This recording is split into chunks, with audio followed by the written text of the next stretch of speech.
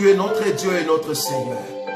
Que la gloire et louange te soient rendues en ton nom Jésus-Christ, Roi des gloires, Seigneur de notre existence, que nous avons ainsi prié. Alléluia. Amen. Que le Seigneur de gloire vous bénisse. Vous tous qui aimez cet enseignement, qui aimez la parole de Dieu, partout où vous êtes, nous vous saluons au nom de notre Seigneur Jésus. Que le nom de notre Seigneur Jésus soit élevé. Nous continuons notre enseignement, un enseignement très profond, un enseignement qui est en train d'aider ceux qui étaient dans l'état animal afin de rechercher l'état spirituel dans la présence de Dieu. Vous savez, la meilleure des choses que nous pouvons exercer sur la face de la terre, c'est de voir que le Dieu de gloire est en train de ôter l'homme ancien pour que l'homme nouveau prenne place par le biais du Saint-Esprit. C'est ça la grâce que nous bénéficions de la part du Seigneur. La meilleure des choses, c'est que Dieu est en train de transformer, d'enlever les côtés qui étaient animaux pour nous donner les côtés qui est spirituel. Mais c'est pendant sa parole nous façonne chaque jour pour que nous ayons la grâce de Dieu. La fois passée, nous avons touché un élément très important, bien-aimé. La fois passée, nous avons touché pour voir les caractéristiques de l'homme animal. Nous avons dit que l'homme animal, pour trouver ses caractéristiques, normalement nous avons défini comme 3 sortes d'homme animal. Nous avons dit que nous avons l'homme animal qu'on appelle l'homme charnel. Cet homme n'a rien d'autre que l'homme qui est esclave du péché. En tout cas, shalom à ceux qui entrent et à ceux qui nous saluent. Que la grâce de Dieu vous soit donnée de la part du Seigneur. Nous croyons que ces enseignements sont pour vous. En tout cas, que Dieu vous bénisse pour votre présence. Que Dieu vous salue aussi. Nous vous saluons, pardon, au nom de notre Seigneur Jésus. Donc, nous disions que, en ce qui concerne l'homme animal, nous l'avons défini comme étant 3 sortes d'hommes animaux. Nous avons dit que nous avons d'abord cet homme animal qui est en fait charnel. C'est un homme qui est esclave du péché. C'est un homme où au niveau de son esprit, c'est le diable qui règne. C'est Satan qui prend possession.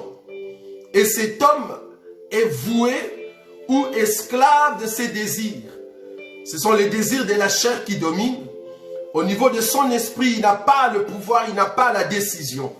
Pourquoi? Parce qu'au niveau de son esprit, il est accablé. Il est esclave du péché. À part cet homme, nous avons dit qu'il y a aussi d'autres hommes qui sont méchants.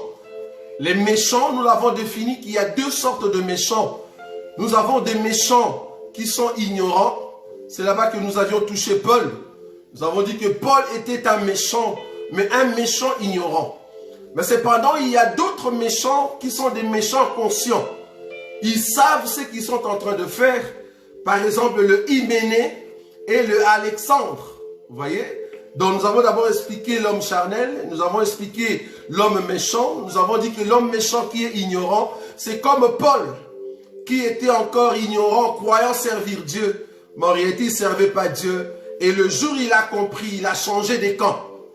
Mais cependant, il y a aussi des hommes méchants. Ces hommes méchants, nous avons cité Hyménée et Alexandre, qui étaient conscients que leur but était de faire égarer un grand nombre de ceux qui suivaient l'enseignement qui sortait par le biais de Paul. Mais cependant, Paul les a livrés à Satan. Parce qu'ils étaient conscients de ce qu'ils étaient en train de faire et ils blasphémaient les noms de notre Seigneur Jésus. À part l'homme charnel et aussi les méchants, nous avons défini aussi une catégorie de personnes qu'on a appelées démons. Là-bas, nous avons fait la différence entre avoir un démon et être un démon. Nous avons dit que tu peux avoir un démon si tu viens au Seigneur Jésus. Le Seigneur Jésus va t'affranchir. Le Seigneur Jésus va te délivrer. C'est pour cela que nous croyons dans cet évangile.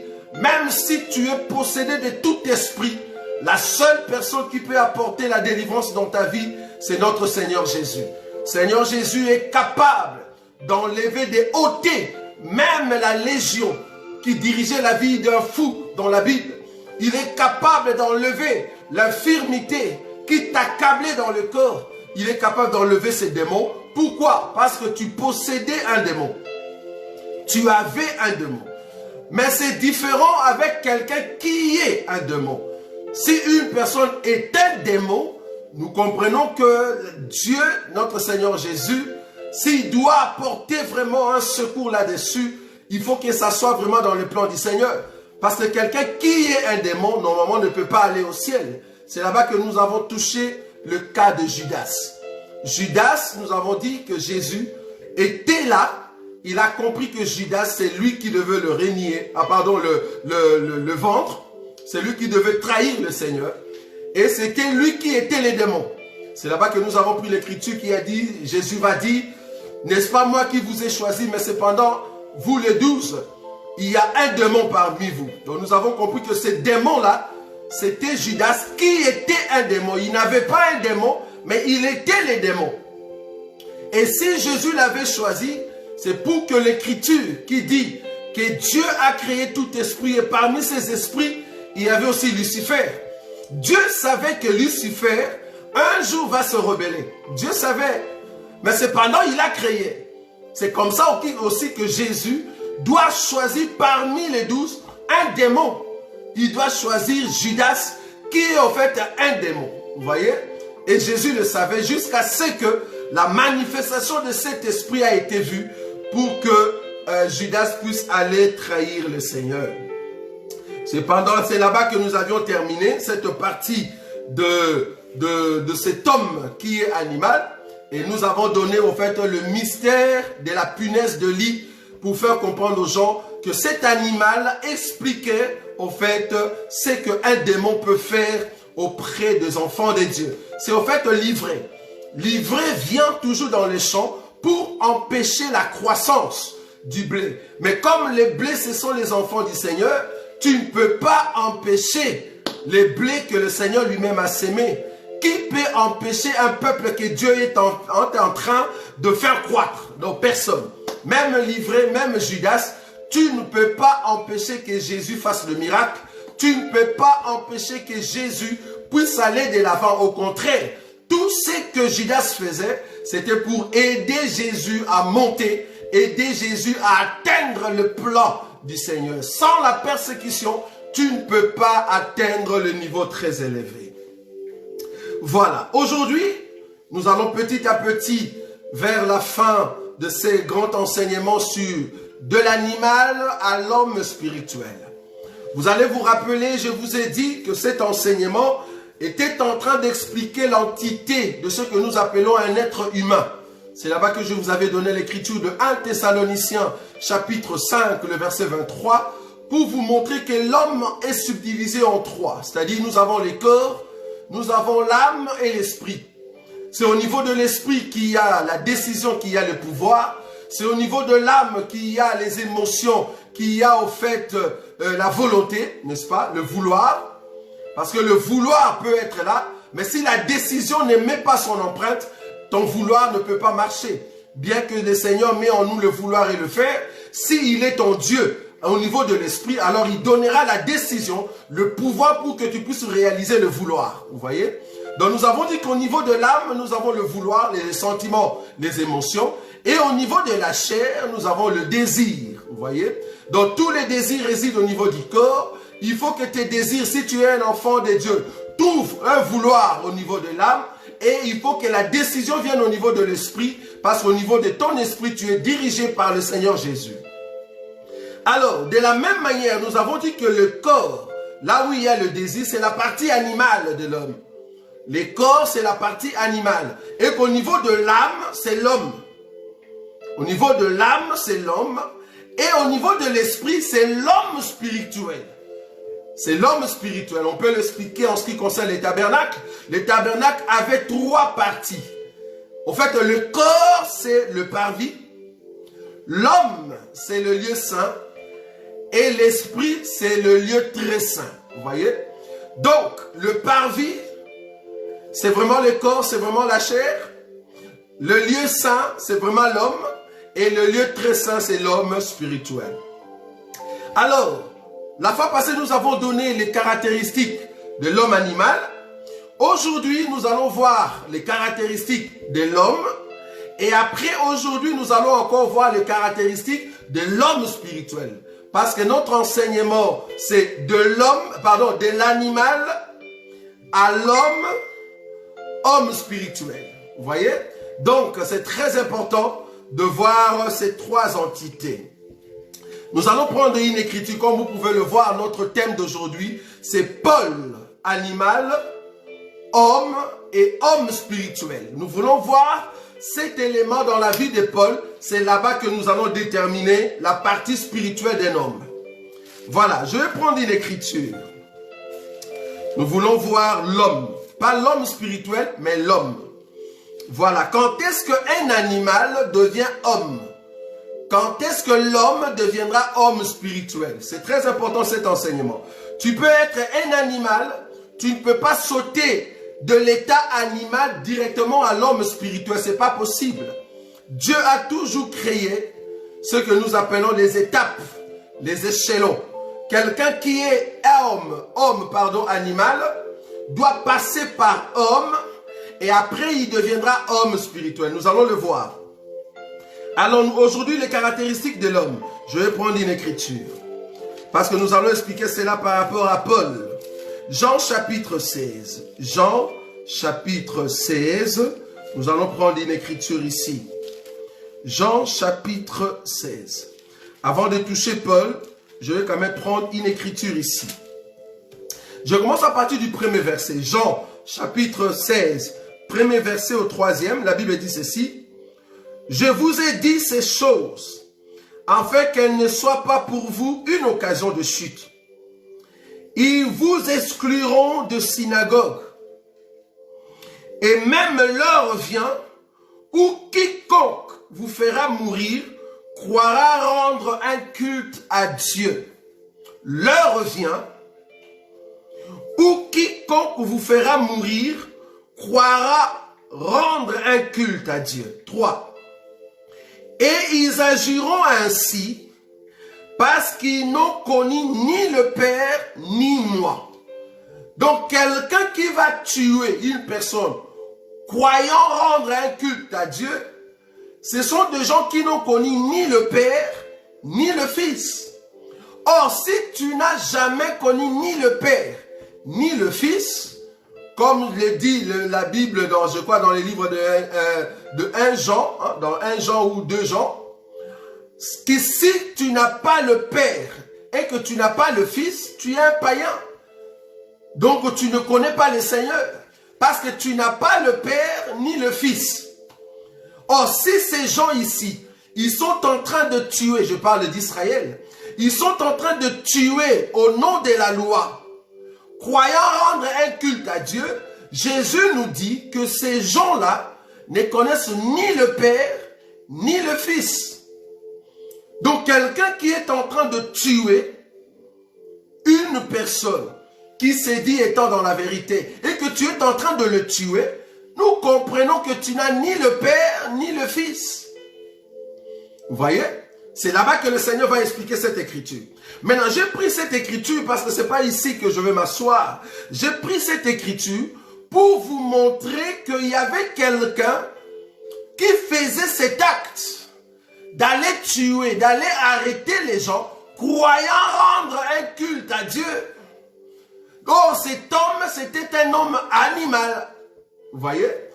Il croyait qu'il rendait un culte à Dieu. Il croyait qu'il servait Dieu. Donc là, nous comprenons que nous avons aussi des enfants de Dieu, entre guillemets. Enfants de Dieu, entre guillemets, parce que dans le langage courant du Congo, toute personne qui vient à l'église, c'est un chrétien, c'est un enfant de Dieu. Donc nous avons des personnes qui viennent à l'église, croyant servir Dieu, mais nous allons comprendre que ce sont des animaux par leur acte. Comme Paul. Quand Paul faisait ces choses, lui-même, il pensait qu'il servait Dieu. Donc, quelqu'un qui est en train de tuer une autre personne, croyant servir Dieu, nous comprenons que tu es encore dans l'état animal. Vous voyez? Mais nous sommes plutôt dans le livre des Actes. Remarquez. Actes chapitre 9. Paul animal, homme et homme spirituel. Remarquez, nous allons commencer maintenant. Cependant, Actes chapitre 9 à partir du premier verset. Cependant, Saul, respirant encore la menace et le meurtre, contre les disciples. Regardez bien l'écriture, je répète le verset 1. Cependant, Saul, respirant encore la menace et le meurtre contre les disciples du Seigneur. Donc Saul, qui sera Paul après, c'était un meurtrier. C'était un meurtrier, mais au nom de Jésus, au nom de Dieu, parce qu'il ne connaissait pas encore Jésus. Donc au nom de la loi, Paul était en train de faire le meurtre. C'était un meurtrier croyant servir Dieu. Or, aujourd'hui, il y a d'autres personnes qui sont de meurtriers croyant servir Dieu. Mais cependant, ce sont les actes qui nous prouvent. Est-ce que tu es un animal ou tu es un homme spirituel? Donc ici, Paul, les actes qu'il posait nous montrent que Paul était un animal. Pourquoi? Parce que Jésus a dit dans les livres de Jean que de telles personnes qui vont vous tuer, croyant rendre un culte à Dieu, ce sont des gens qui n'ont connu ni le Père, ni le Fils. Maintenant, Paul ou Saul ici, il faisait la même chose. C'était un meurtrier. Il tuait les disciples de Jésus. Lui, il croyait qu'il rendrait un culte à Dieu. Il croyait qu'il respectait la loi. Or, respecter la loi pour Israël, je suis en train de servir Dieu. Alors que Jésus a dit non. Celui qui est un meurtrier, qui est en train de tuer les disciples de Jésus, c'est un meurtrier. En tout cas, je ne sais pas comment on est en train de te tuer. Parce qu'il y a beaucoup d'entre nous dans ces temps de la fin. Vu que nous sommes en train de propager la vérité. Il y a encore des Sauls qui sont là. Croyant servir Dieu. Tu es persécuté. C'est le même enseignement qu'on peut porter, bien-aimé. On n'a pas d'autre enseignement de dire les disciples de Jésus sont persécutés. Par qui? Pas par les païens, non. Par ceux qui se disent connaître la loi. C'est pas par des païens, non. Les païens sont fous de votre vie en Jésus. Ils sont fous. C'est seulement ceux qui se disent connaissant la loi. Saul, il était en train de faire le meurtre, connaissant la loi. Donc quand il vient pour te tuer, il ouvre la loi. La loi dit ceci, c'est pour cela que je viens pour te tuer. Nous disons que Paul, c'était un homme animal. Parce qu'il était un meurtrier, mais au nom de la loi. Vous voyez? Alors remarquez, quand quelqu'un est animal, comme Paul, parce que nous avons déjà expliqué que Paul c'était un méchant ignorant, c'est pour cela que j'ai pris Paul là-bas pour expliquer maintenant Paul, homme spirituel. Donc je peux partir pour expliquer le 3 caractéristiques dans la vie de Paul. Ici je vous montre déjà que Paul c'était un homme animal. Saul, on l'appelait Saul. Vous allez comprendre que le mot Paul, c'est quand Dieu a changé son identité. Mais Saul, c'est vraiment l'homme animal. Un homme qui est prêt pour tuer une personne, croyant servir Dieu. Parce qu'il était animé par l'esprit mauvais. C'était un méchant. Maintenant, remarquez l'écriture. On va maintenant continuer. Quand est-ce que Paul est devenu homme? Parce qu'il faut quitter l'état de l'animal pour devenir homme avant que tu ailles comme homme spirituel. Parce que Jésus viendra chercher les hommes spirituels. Vous allez comprendre pourquoi. Tout homme n'ira pas au ciel. Pour aller au ciel, il faut être un homme spirituel. Les animaux n'iront pas au ciel. Pour qu'un animal aille au ciel, il doit changer son identité pour devenir homme spirituel. Il faut quitter du parvis pour aller jusque dans les lieux très saints. C'est là-bas que se trouve l'époux. Pas seulement dans les lieux saints. Parce que vous allez comprendre que la Vierge folle va arriver au lieu saint. Mais cependant, la Vierge folle n'est pas entrée dans les lieux très saints. La Vierge folle va arriver seulement au niveau de l'homme. Mais comme étant homme, il n'est pas devenu, elle ne deviendra pas homme spirituel.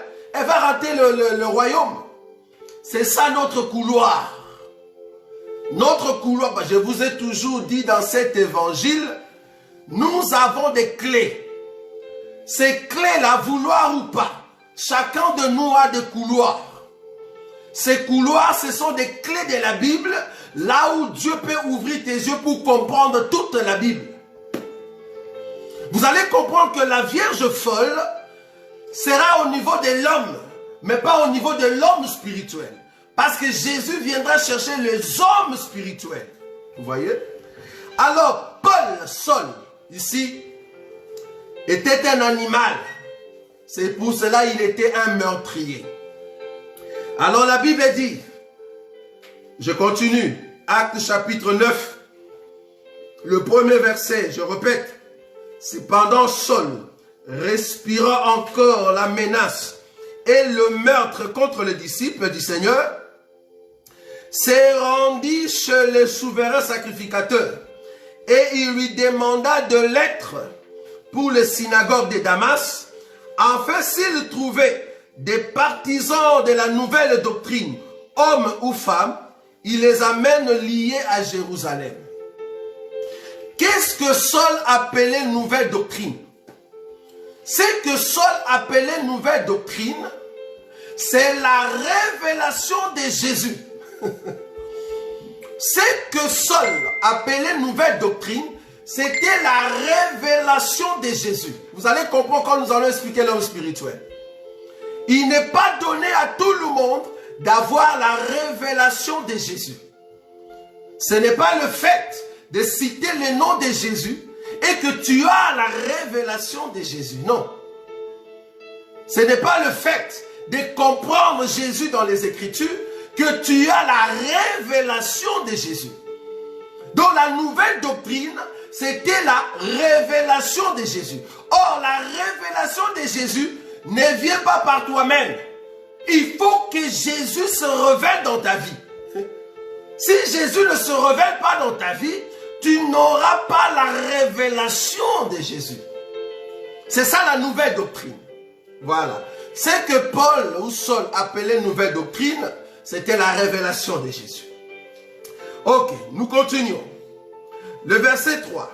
Comme il était en chemin et qu'il approchait de Damas, tout à coup une lumière venant du ciel resplendit autour de lui. Permettez qu'en faisant la lecture, je vais commencer à expliquer et à donner des exhortations. La Bible dit, le verset 3, « Il était en chemin et qu'il approchait de Damas, tout à coup une lumière venant du ciel resplendit autour de lui. Il tomba par terre et il entendit une voix qui lui disait, « Saul, Saul, pourquoi me persécutes-tu » Donc, Paul, c'était un persécuteur. Vous voyez? Donc, un animal, c'est un persécuteur de ceux qui sont spirituels. Un animal, c'est un persécuteur de ceux qui sont spirituels. Je ne parle pas des païens, bien-aimés. Je parle de l'homme animal, mais dans l'assemblée. Donc, c'est quelqu'un qui persécute les hommes spirituels.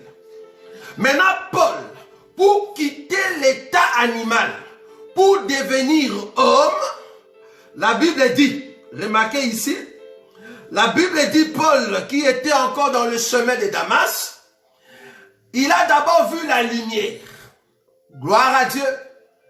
Parce que quand tu commences à quitter l'état animal pour devenir homme, la première des choses, tu dois rencontrer la lumière. Si tu ne rencontres pas la lumière, tu vas rester comme homme animal. Je parle de l'homme animal. Si tu ne rencontres pas la lumière, tu seras toujours homme animal. La première des choses pour quitter la vie d'un animal, c'est de rencontrer la parole. La Bible dit, c'est par ta lumière que nous voyons la lumière. C'est par ta parole que nous voyons le Seigneur. Tu ne peux pas voir le Seigneur si tu ne commences pas par la parole. Jésus, étant la parole, il vient comme une lumière afin de frapper Paul.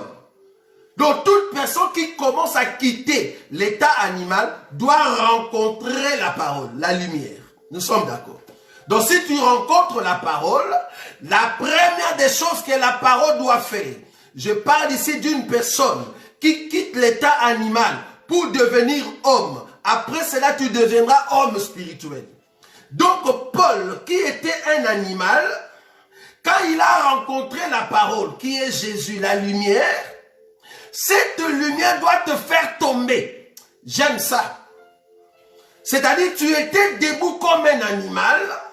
Quand tu rencontres la parole, la première chose que la parole doit faire, tu dois tomber. C'est-à-dire, la parole doit briser ta force. L'énergie que tu avais, la parole doit te briser. La parole te fait tomber par terre. Pourquoi? Parce que tu as rencontré la parole. Mais si tu es encore fort et que tu continues la marche, nous comprenons que la lumière n'a rien fait. Il faut que la lumière te frappe, que tu tombes. Si tu n'es pas encore tombé, donc tu as encore ta force. Parce que si tu crois que tu es encore debout, alors que tu étais un homme animal, nous comprenons que la lumière n'a rien fait. Il faut que la lumière te fasse tomber. Ça, c'est un élément. C'est-à-dire, dans notre vie, quand nous écoutons la parole de Dieu, la parole doit nous briser. Regardez comment est-ce que je suis en train de détailler quelqu'un qui était animal et qui devient d'abord homme. Après, il deviendra homme spirituel. Suivez-nous très bien. Comme il était en chemin et qu'il approchait de Damas, tout à coup, une lumière venant du ciel resplendit autour de lui. Il tomba par terre. Il entendit une voix qui lui disait, « Saul, Saul, pourquoi me persécutes-tu » Donc j'ai compris que Paul était un persécuteur. Paul était un meurtrier. Quelqu'un qui était persécuteur de saints. Quelqu'un qui était un meurtrier de saints.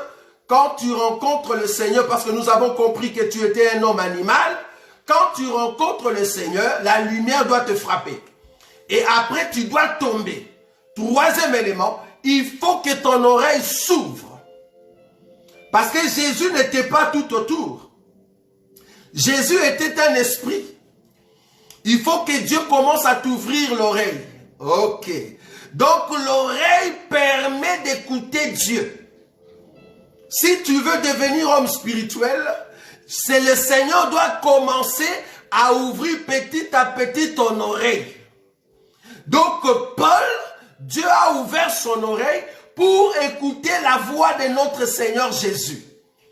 Toute personne qui n'a pas l'oreille pour entendre ou écouter Dieu, nous comprenons que tu es encore un homme animal.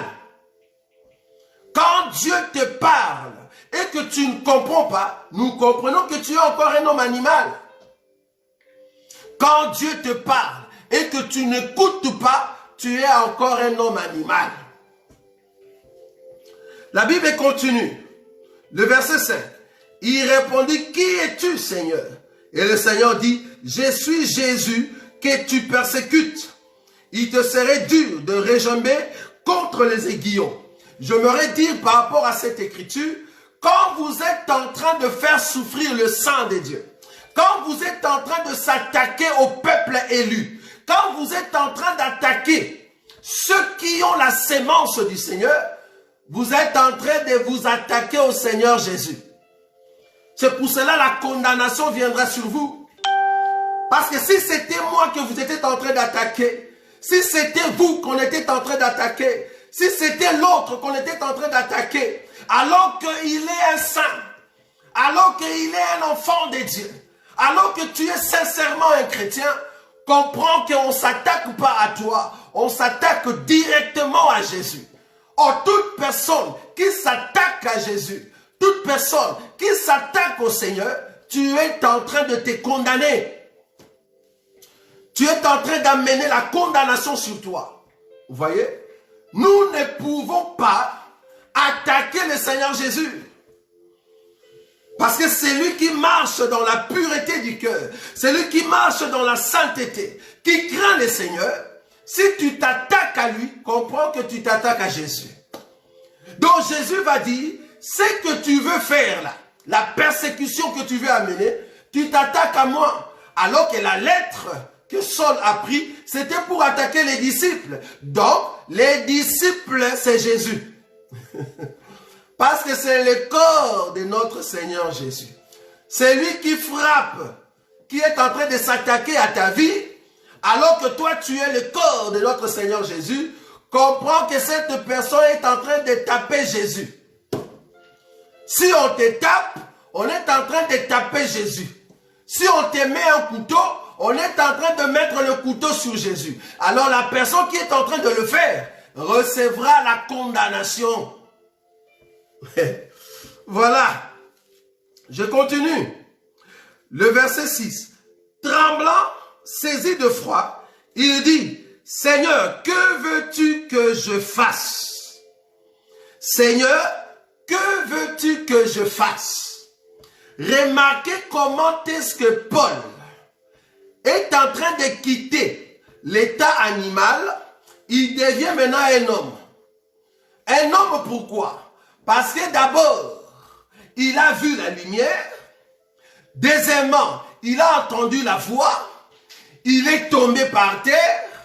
Et là maintenant, le Seigneur est en train de lui dire que tu es un persécuteur parce que tu tues mes disciples.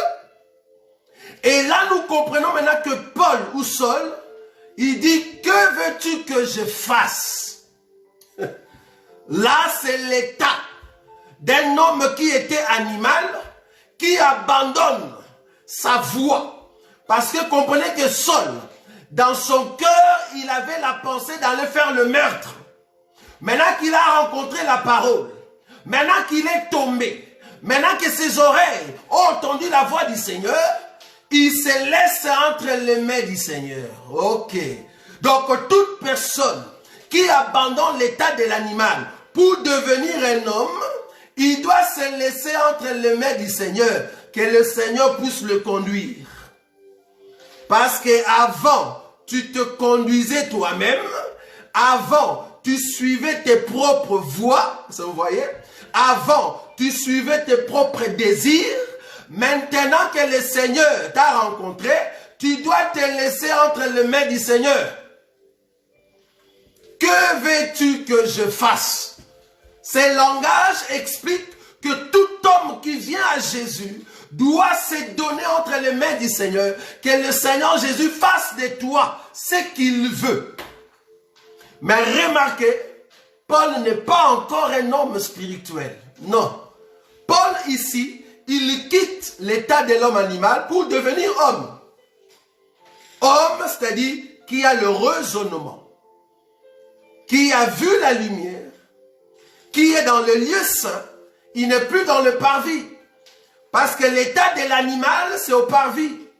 Ici, Paul, maintenant, commence à entrer maintenant dans le lieu saint. Dans le lieu saint, c'est là-bas qu'on doit lui donner à manger et il doit voir la lumière. Comprenez que la lumière qui a frappé Paul, c'était le chandelier. Ça vous voyez? C'était le chandelier. La voix que Paul a entendue, c'était le pain de proposition. Vous voyez? C'était le pain de proposition. Donc Paul, ici, il est dans les lieux saints. Il a quitté l'état de l'animal, l'état des païens. Maintenant, il entre dans les lieux saints, là où il y a le chandelier. Parce que la lumière qui brillait, remarquez ce que la Bible dit. La lumière qui brillait. Je prends l'écriture 3. La Bible dit, le verset 3, comme il était en chemin et qu'il approchait de Damas, tout à coup une lumière venant du ciel resplendit autour de lui. Vous voyez? Donc là, il est dans les lieux saints. C'est le chandelier qui brille sur lui. Maintenant, il faut qu'il quitte les lieux saints pour entrer dans les lieux très saints. Or, tu ne peux pas passer le lieu saint, pardon, du lieu saint au lieu très saint si quelqu'un ne t'amène pas. Parce que si tu entres dans le lieu très saint, tu es devenu spirituel. Mais ici, Paul ou Saul était juste un homme. Un homme qui a vu la lumière, un homme qui peut maintenant tomber, un homme qui entend le Seigneur et un homme qui se laisse entre les mains du Seigneur. Que veux-tu que je fasse? Je suis en train d'expliquer ta vie. Tu peux te retrouver par rapport à la vie de Paul. Si seulement Paul a changé sa vie quand il a rencontré le Seigneur, toi aussi tu peux réellement changer. Au lieu de rester dans l'état de l'animal, au lieu de rester dans l'état de l'homme, mais tu dois devenir homme spirituel pour aller au ciel. La Bible continue. Le verset 6. Tremblant et saisi de froid, il dit, Seigneur, que veux-tu que je fasse? Et le Seigneur lui dit, lève-toi, entre dans la ville et on te dira ce que tu dois faire. Lève-toi, entre dans la ville et on te dira ce que tu dois faire. Mais quelle ville? J'aime beaucoup le Seigneur. J'aime beaucoup le Seigneur, bien-aimé. Paul venait à Damas avec la pensée de tuer. C'est-à-dire, quand je vais arriver là-bas, je vais tuer les disciples. Maintenant, les lieux, la destination où il doit arriver, le Seigneur Jésus lui dit, entre là-bas. C'est là-bas que le Seigneur l'envoie. Non plus pour tuer, mais pour aller aimer les disciples. Je répète cette écriture. Paul, Saul, il a quitté auprès de sacrificateurs pour aller faire le meurtre, prendre les disciples et les amener captifs. Où? À Damas. C'est là-bas la destination. Mais quand il a rencontré le Seigneur Jésus, au lieu que Jésus l'amène ailleurs, Jésus l'a envoyé toujours à Damas. Mais cette fois-ci, ce n'est pas pour tuer les disciples, mais Jésus l'envoie là-bas pour qu'ils deviennent amis des disciples. Pourquoi? Parce que les disciples et Paul, ils ont maintenant le même Père. Vous voyez?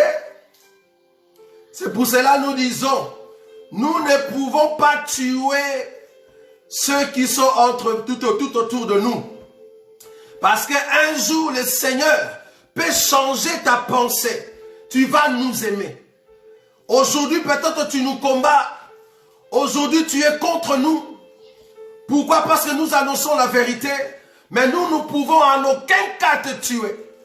Quand tu vas réellement rencontrer le Seigneur, tu deviendras notre ami. Tu es notre ennemi aujourd'hui. Tu es en train de faire tout ce que l'ennemi peut mettre dans ton cœur. Mais un jour, si réellement tu es Paul, le Seigneur t'amènera toujours sur notre chemin de ceux qui vont au ciel. C'est comme ça que tu vas nous aimer. Nous aussi, nous étions des méchants bien-aimés. On n'aimait pas les choses de Dieu. On n'aimait pas ceux qui craignaient Dieu. Mais le jour où le Seigneur nous a mis sur le chemin de l'église, sur le chemin de la parole, nous avons compris que la meilleure des choses qu'on peut avoir, c'est être un enfant de Dieu. C'est pour cela que nous sommes devenus amis. Nous sommes devenus amis. Vous voyez? Nous sommes devenus amis de ceux qui craignent Dieu. C'est très important. Jésus n'a pas changé sa destination. Jésus lui a dit, la même destination que tu avais, vas-y, mais cette fois-ci, tu ne vas pas comme un animal, mais je t'envoie maintenant comme un homme. Et de là, tu deviendras un homme spirituel pour aimer tous ceux qui sont spirituels. J'aime ça.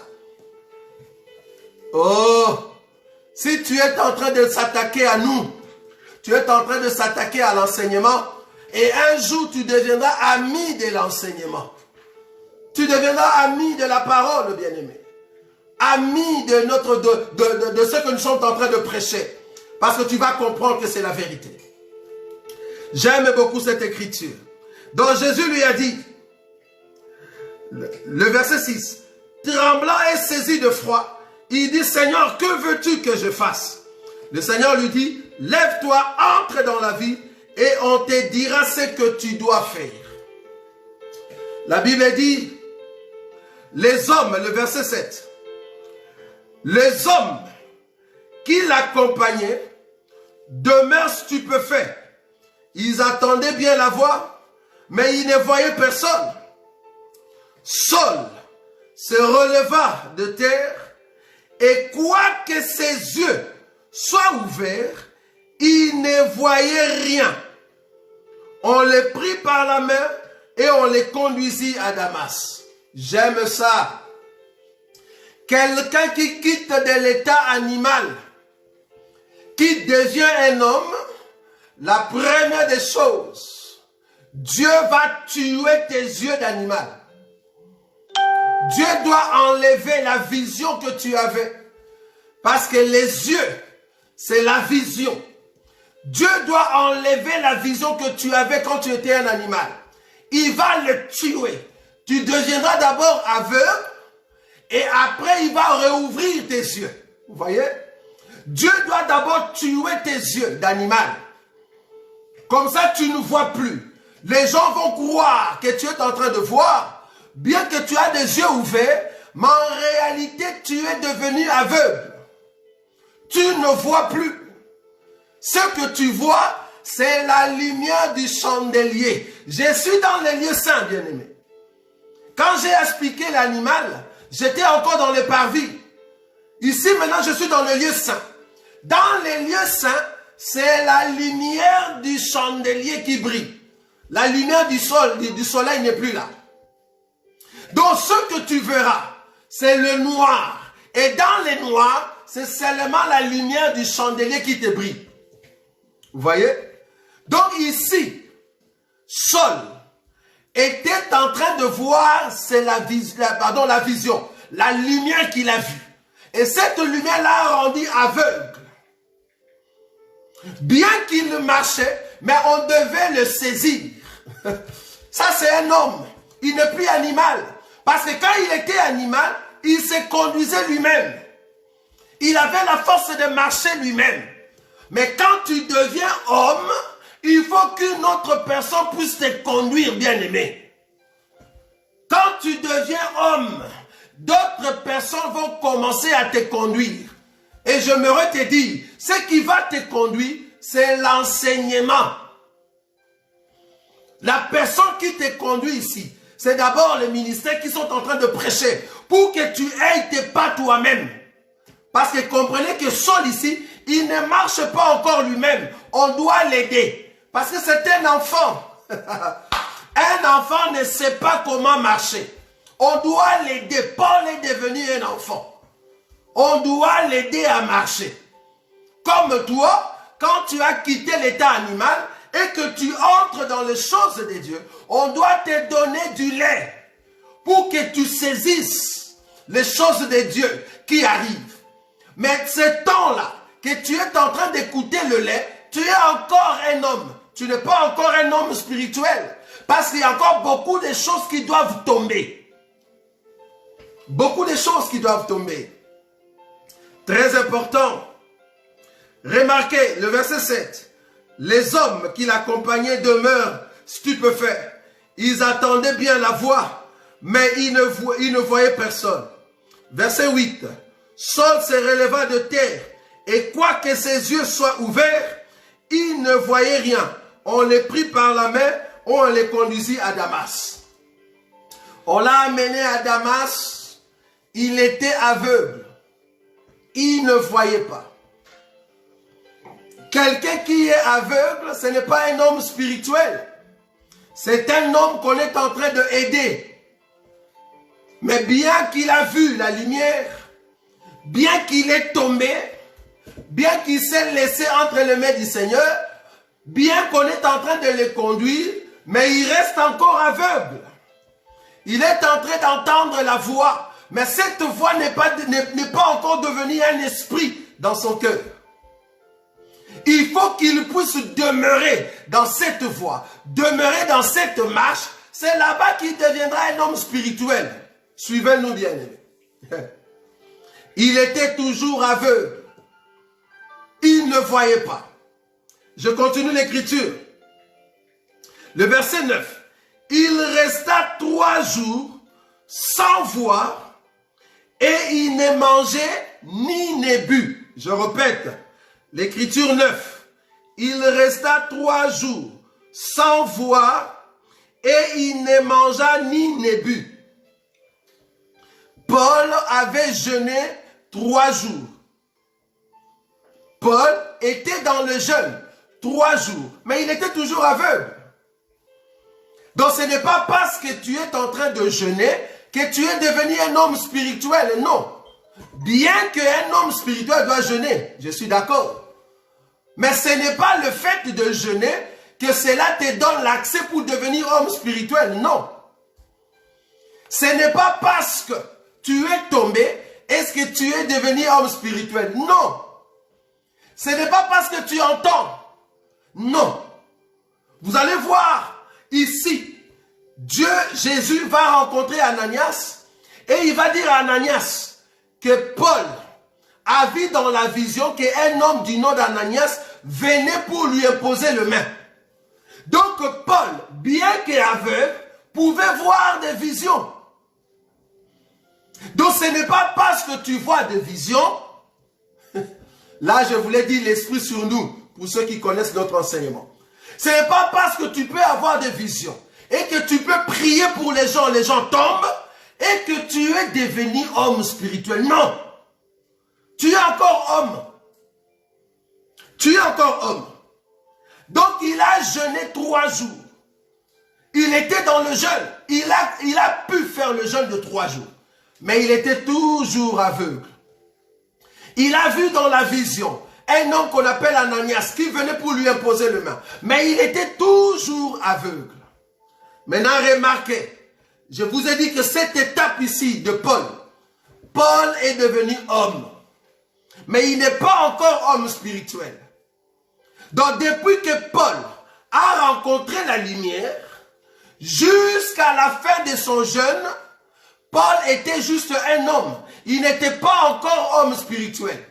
Pourquoi? Ok, vous allez comprendre. Le verset 10, Actes des Apôtres chapitre 9, le verset 10. Or, il y avait à Damas un disciple nommé Ananias. Le Seigneur lui dit dans une vision. Ananias aussi avait des visions, comme Paul aussi avait des visions. Mais la différence entre Ananias, c'était que Ananias était déjà disciple de Jésus. C'est quoi être disciple? Vous allez comprendre. C'est être un homme spirituel. Je parle par rapport à Ananias. Très important. Le verset 10. Or, il y avait à Damas un disciple nommé Ananias. Le Seigneur lui dit dans une vision, Ananias, il répondit, mais voici Seigneur. Et le Seigneur lui dit, lève-toi, va dans la rue qu'on appelle la droite et cherche dans la maison de Judas un homme Saul de Tarse. Car il prie, vous voyez, le verset 12. Car il prie et il a vu en vision un homme du nom d'Ananias qui entrait et qui lui imposait le main afin qu'il recouvre la vue. Ananias répondit.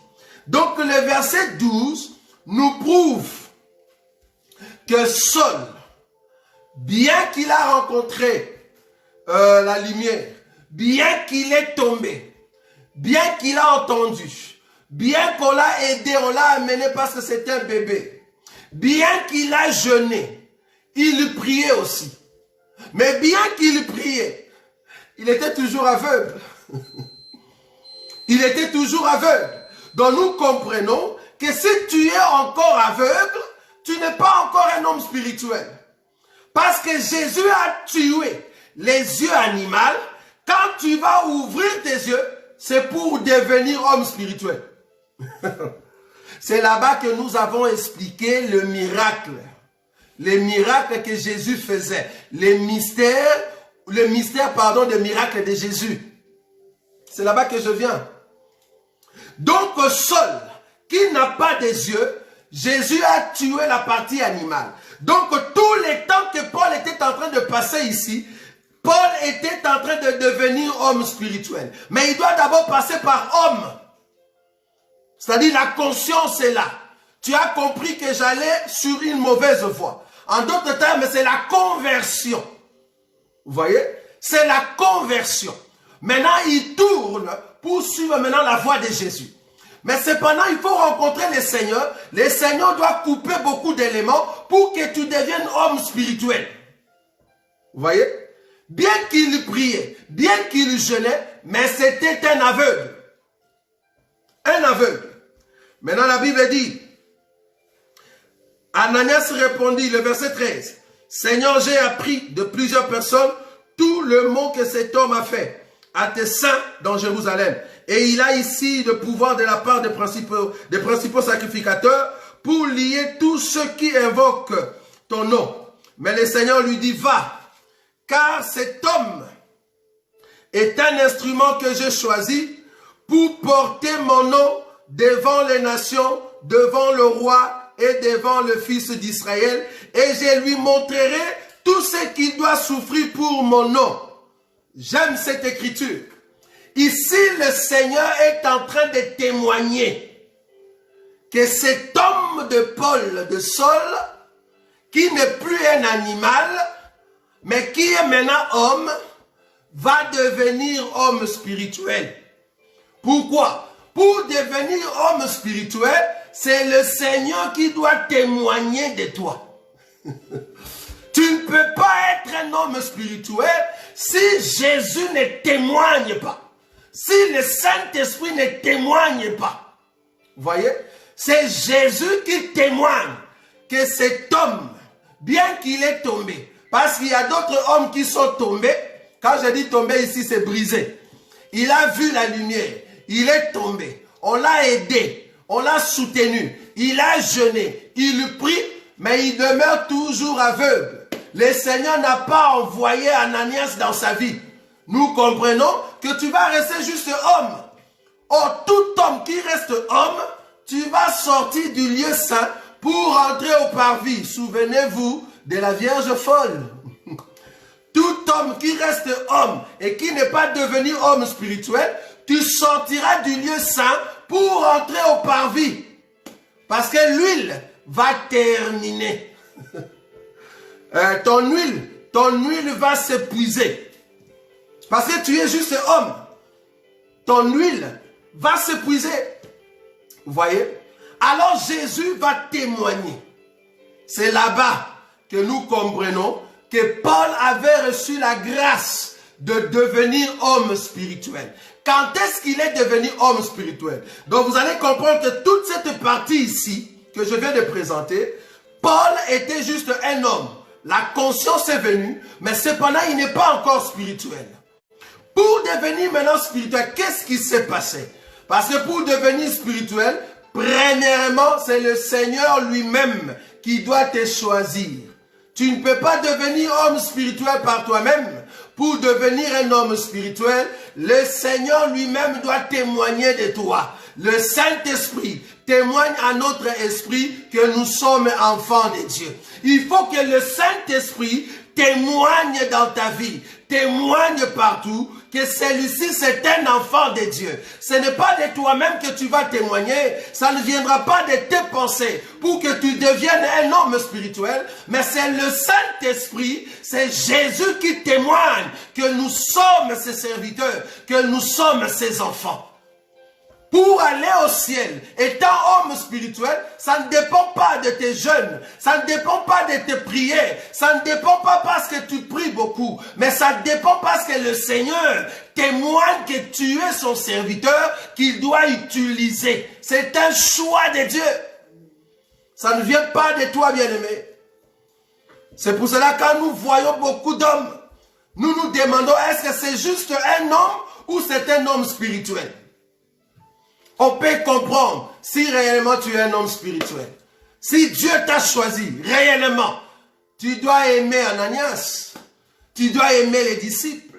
Vous voyez? Mais si tu combats les disciples, si tu es en train de combattre Ananias, nous comprenons que tu n'es pas de Jésus. Ah, que le Seigneur nous aide.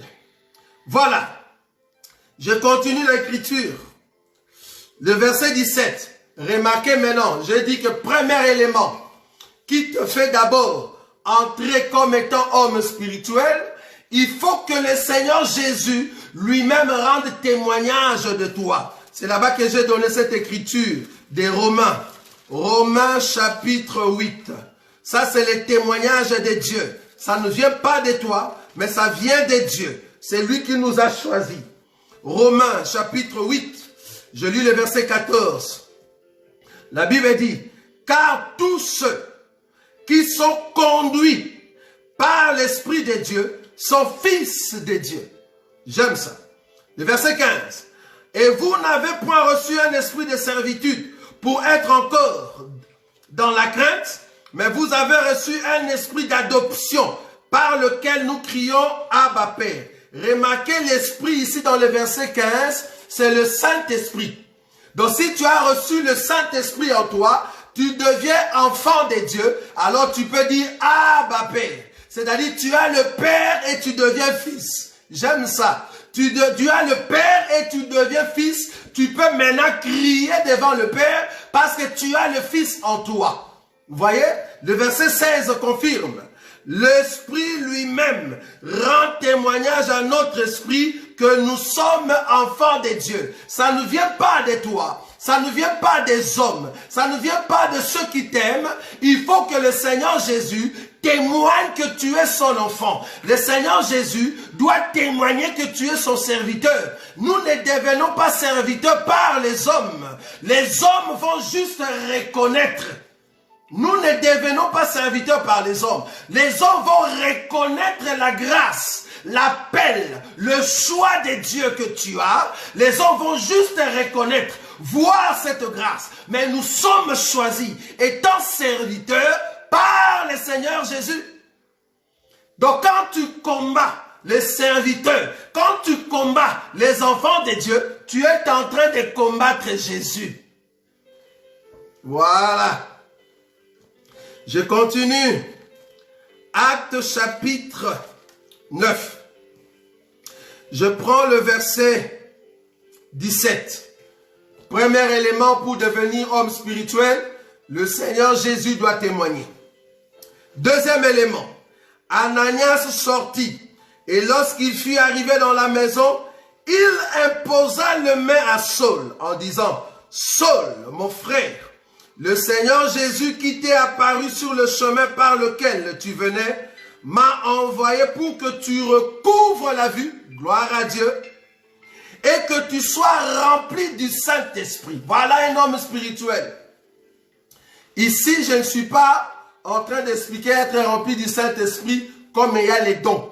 Je suis en train d'expliquer l'homme spirituel. Donc, un homme spirituel, d'abord, tu es le choix de Dieu. Deuxièmement, la Bible dit que quand Ananias est entré dans cette maison, il a prié, il a imposé le main, les écailles sont tombées. Vous voyez? Là maintenant, Paul peut voir. Là, Paul ne voit plus avec les yeux d'animal, mais il voit maintenant avec les yeux de notre Seigneur Jésus. Vous voyez? Donc il voit maintenant les choses, non pas comme un homme physique, mais il voit les choses comme un homme qui a compris le Seigneur. C'est très important. Donc quand nous venons en Christ Jésus, nous devons voir comme le Seigneur. Non pas comme le monde voit, mais nous devons voir comme le Seigneur. Et là maintenant, Saul, ses yeux sont ouverts maintenant. Alors là maintenant, il voit clair. Ça c'est un. Deuxièmement, il est maintenant rempli du Saint-Esprit. Or, tous ceux qui ont le Saint-Esprit en eux sont hommes spirituels. Là maintenant, Paul peut entrer maintenant comme homme spirituel. Il n'est plus homme seulement, mais là maintenant il est homme spirituel. Parce que tous ceux qui sont conduits par le Saint-Esprit, tous ceux qui sont choisis par Jésus, Jésus va le guider jusqu'à ce qu'il va les amener dans les lieux très saints. Or, si tu entres dans les lieux très saints, alors tu es l'homme spirituel. L'homme spirituel. Là, j'ai donné les caractéristiques de l'homme. Je répète, l'homme doit d'abord rencontrer la lumière, la parole. L'homme doit être brisé. L'homme va être aidé par les ministères. L'homme peut gêner. L'homme peut prier. L'homme peut avoir aussi des visions. Mais cependant, ses yeux sont encore aveugles. Il doit d'abord être le choix de Dieu pour devenir un homme spirituel. C'est pour cela, permettez qu'avant que j'aille du côté de l'homme spirituel, il y a beaucoup dans nos milieux chrétiens qui pensent qu'ils sont déjà hommes spirituels. Ils pensent. Mais en réalité, ils ne le sont pas. Pourquoi? Parce que les actes qu'ils posent, on se dit, est-ce que réellement tu as rencontré le Seigneur? Parce que si tu as rencontré le Seigneur et que tu es le choix de Dieu, vouloir ou pas, tu seras toi-même persécuté. Toi, tu ne peux pas être persécuteur. C'est toi qu'on va persécuter. Mais comment est-ce que toi, tu te dis homme spirituel, mais tu persécutes les autres? Non. Un homme spirituel ne persécute pas, mais lui-même est persécuté. Par qui? Par Saul. Ceux qui se disent connaître la loi. Nous, hommes spirituels, toi, homme spirituel, normalement, c'est toi qui reçois la persécution. Mais tu ne peux pas persécuter les autres. Non. Vous voyez?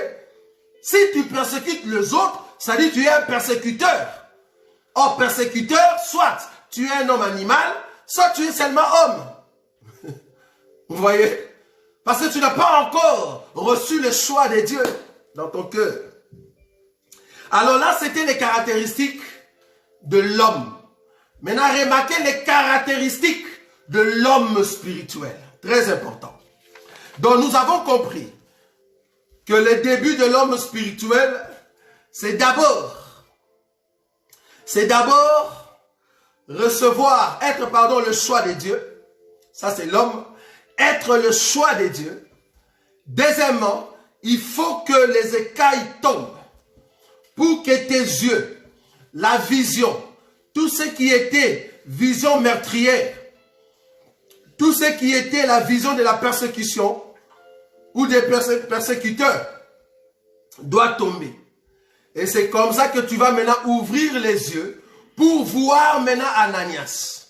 Remarquez, quand Paul de Tarse a vu Ananias, Paul ne s'est pas remis dans son corps de persécuteur ou de meurtrier. Non. Pourquoi? Parce que Jésus l'avait déjà brisé à l'intérieur. Il a trouvé un amour pour que Ananias puisse prier pour lui. Alors qu'en réalité, quand il était un animal, c'est Ananias la proie. C'est Ananias l'ennemi. Mais maintenant, Paul, comme Dieu l'a brisé à l'intérieur, le Seigneur lui a donné la vision qu'en réalité, l'homme que tu étais en train de persécuter, c'est lui qui va t'aider. Oh Dieu! Jésus est bon, c'est ici que je vais m'arrêter. Ah, le Seigneur est bon. Oh, merci Seigneur. Fais attention, bien-aimé. Fais attention. Les gens que tu es en train de persécuter, ce sont eux qui vont prier pour toi pour que tu aies le salut de Dieu. Fais attention. Paul était en train de penser qu'Ananias est son ennemi. Mais Dieu a changé. L'ennemi est devenu l'ami. Vous voyez? Attention, toi qui es en train de persécuter l'église. Un jour, tu auras des problèmes dans ta vie. Un jour, tu vas te trouver sur les lits d'hôpital. Si réellement le Seigneur t'avait choisi, tu vas regretter les actes que tu es en train de faire.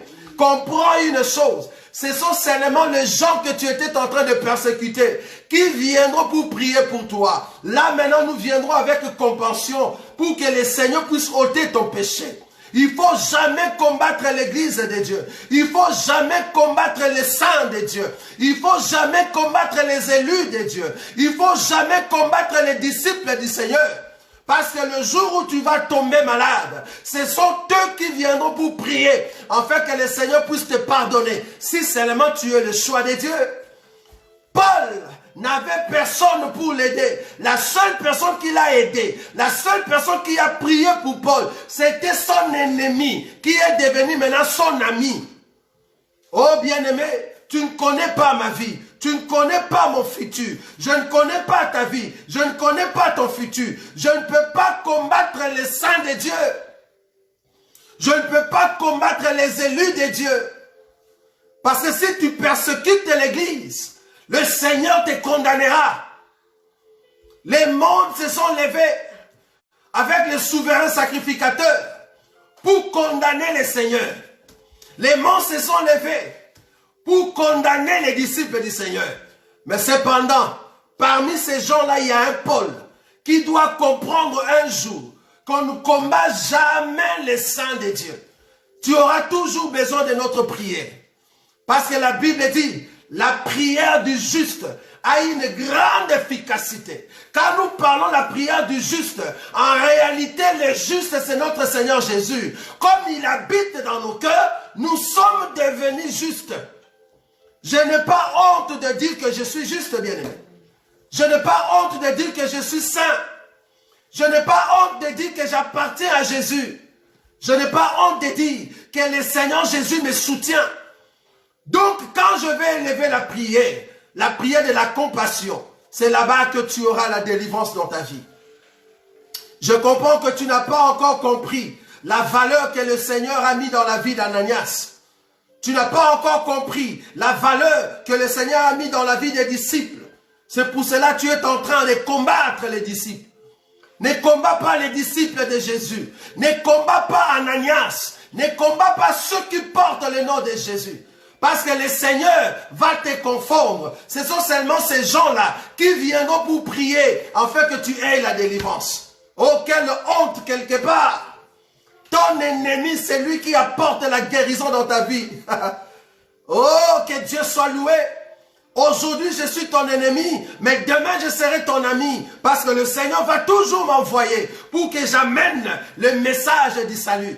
Aujourd'hui, tu peux m'haïr, c'est normal, parce que tu es encore dans l'état d'homme, tu es encore dans l'état d'animal. Mais demain, le Seigneur va t'amener dans le chemin où tu auras besoin de cet évangile. C'est là-bas que tu vas sortir de l'état animal, de l'état d'homme, pour devenir homme spirituel, par l'enseignement que nous prêchons. Il ne faut jamais combattre ceux qui portent le Seigneur Jésus dans leur cœur. Parce que le Seigneur Jésus nous aime. Oh, Dieu est grand. Que Dieu nous fasse cette grâce. Oui, bien-aimé, là où tu es, tu vas commencer à élever la voix. Commence à élever la voix. Recommande-toi entre les mains du Seigneur. Dis, Seigneur Jésus, je ne veux pas combattre ton église. Je ne veux pas être parmi ceux qui combattent ton église. Mais je veux être parmi ceux qui propage la parole de Dieu. Bien que la persécution sera là, mais je veux aller de l'avant. Bien-aimé, lève la voix là où tu es. Reconnais que le Seigneur peut te pardonner encore. Il peut encore t'amener dans le lieu très saint. Il peut encore enlever l'état d'homme pour que tu deviennes homme spirituel. Pour que tu deviennes selon le choix de Dieu. Pour que Jésus seul soit ton maître. Afin que tu puisses te laisser entre ses mains. Que tu sois conduit par le Saint-Esprit. Que tes yeux voient. Que les écailles tombent. Que tu sois rempli du Saint-Esprit. Et que tu sois dirigé par le Saint-Esprit. Prie bien-aimé là où tu es. Alléluia. Tendre Père, nous élevons la voix devant toi. Tu es le Dieu Tout-Puissant. Garde-moi et préserve ma bouche, Seigneur. De ne pas combattre ton Église. De ne pas combattre ton peuple. Garde-moi, Seigneur Jésus, de ne pas m'élever contre ceux qui proclament ta parole, de ne pas m'élever contre mes frères, de ne pas m'élever contre mes sœurs. Garde ma bouche, Seigneur, de ne pas parler contre mes bien-aimés. Garde ma bouche, Jésus, de ne pas insulter ta parole. Je ne veux pas blasphémer, Seigneur Jésus. Garde ma bouche, éternel Dieu des armées, de ne pas insulter tes serviteurs. Mais permets que ma bouche proclame toujours la vérité et que ma vie soit identique à la tienne. Que j'aille toujours de l'avant avec toi. Garde-moi, Jésus, parce que tu es le Dieu qui nous contraint sur notre chemin, le chemin où nous étions animaux, le chemin où nous voulions nous conduire selon nos pensées. Mais tu as voulu changer notre destinée. Tu nous amènes, Seigneur, dans ton destin, là où tu es en train de nous donner la lumière, pour que nous soyons éclairés et que la partie d'homme tombe, Seigneur Jésus, pour que tout ce qui est nos désirs, tout ce qui est nos émotions tombe, mais que nous ayons la partie spirituelle qui vient de toi, afin de nous amener dans ton royaume éternel, car tu es le roi des dieux. Tu nous donnes l'éternité par ton esprit. Tu nous donnes l'éternité par ta personne, Jésus. Nous voulons demeurer en toi éternellement. Merci parce que tu as brisé la vision qui régnait dans nos pensées. Tu as brisé la vision qui nous dirigeait pour que nous soyons des hommes et des femmes spirituels qui vont aller avec toi au ciel pour voir la grandeur et la beauté de ta personne. Oh, pardonne-nous, Seigneur Jésus, là où nous étions tombés, là où nous parlions mal contre ton Église, là où nous parlions mal contre tes serviteurs, là où nous parlions mal, Seigneur, contre ton peuple. Pardonne-nous, Seigneur Jésus. Redresse-nous que nous ayons des paroles qui élèvent ton royaume, des paroles qui avancent, Seigneur, ton œuvre, parce que tu es le Dieu grand. Tu es fidèle à ta parole. Oh, nous croyons que la persécution sera toujours là. Mais nous ne voulons pas être des persécuteurs. Nous ne voulons pas être de meurtriers.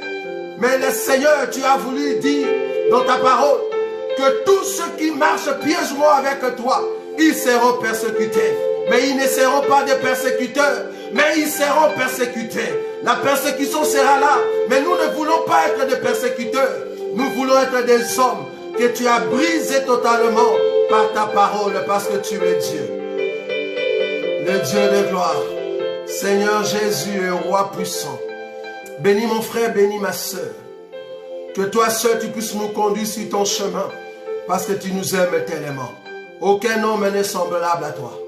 Nous voulons demeurer dans ta présence. Édifie-nous encore davantage, parce que tu es bon. En ton nom Jésus-Christ, que nous avons ainsi prié. Amen.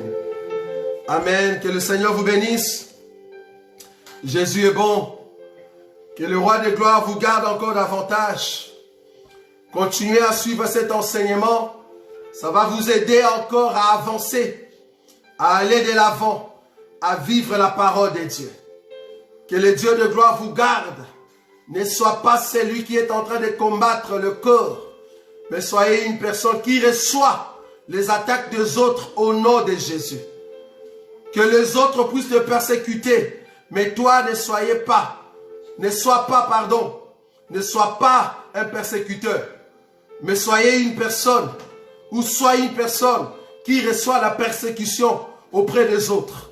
C'est comme ça que le Seigneur est en train de te briser, pour que tu comprennes réellement les témoignages de Jésus. Lui qui était saint, lui qui était innocent, mais il a été persécuté. Vous voyez, que le Seigneur vous donne la force de vivre la persécution, de surmonter la tentation, pour que vous soyez forts dans votre esprit. Que le Dieu de gloire vous bénisse, vous et votre famille. Que le Seigneur de gloire vous protège. Amen.